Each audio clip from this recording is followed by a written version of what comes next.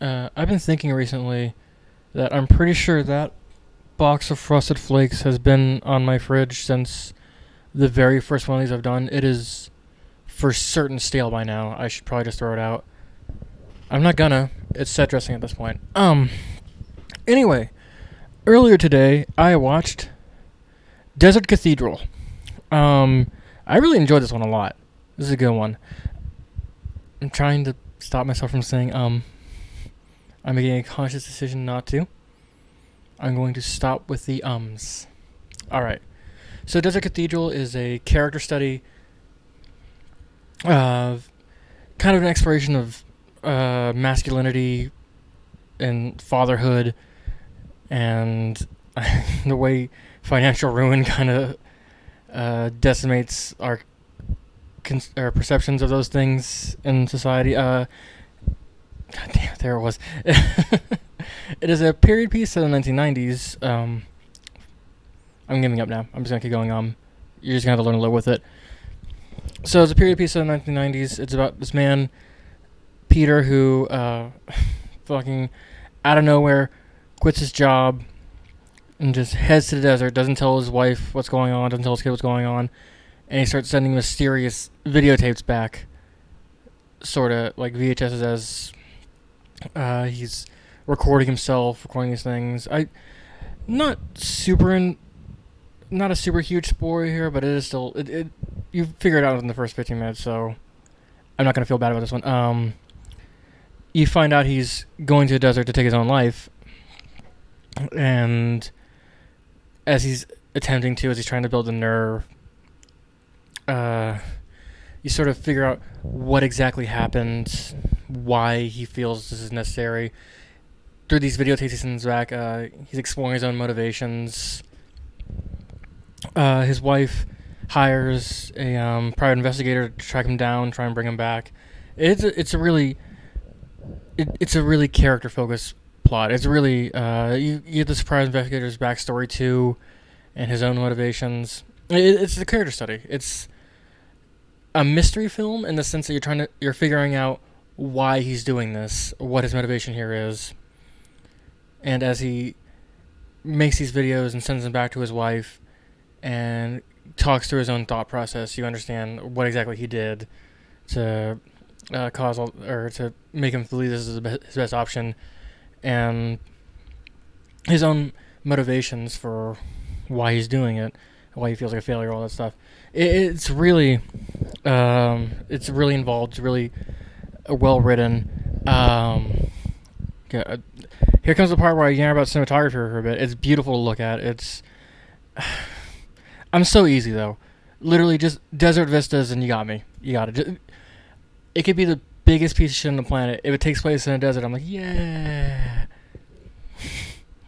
But it really is gorgeous. There's some well composed shots. I love the way it sort of like seamlessly flips between like stage block shots and like his found footage, like VHS recordings with the shitty scan lines and everything.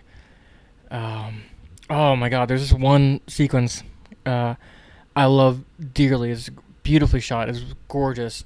So he's in a hotel, and as like his voiceover is playing as he's explaining his own motivations about his money, about gambling, and he's in Reno. So he's walking down, and it's a long shot, just focus on his back. It's like one long take, not especially long, but it's long enough to be notable.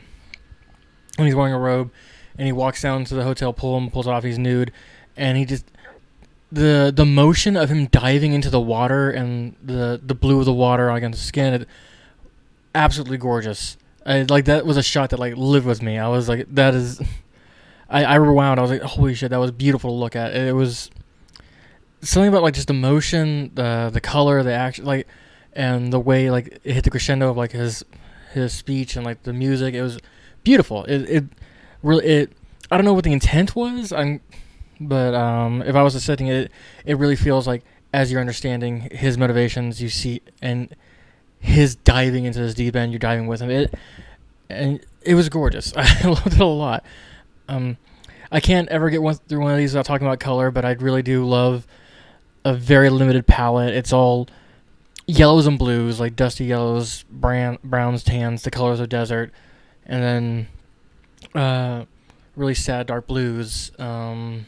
It's all very muted, but in a really gorgeous way. As we're moving from like, you really get a sense of like yellow being life and blue being death, and the night shots of like the dark blue sky and his blue car. It's all really really interesting. Oh god, I like this movie a lot. I didn't even talk about the other characters. It's very well acted. Lead performance. I can't remember his name. I think he was on. He was in Oz, and the Weird Science TV show. Do you remember that from the '90s? The Weird Science TV show. He was in that one.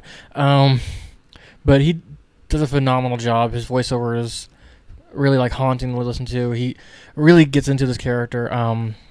The private investigator was one of the werewolves from Twilight, but he does a great job here. God, he's really interesting.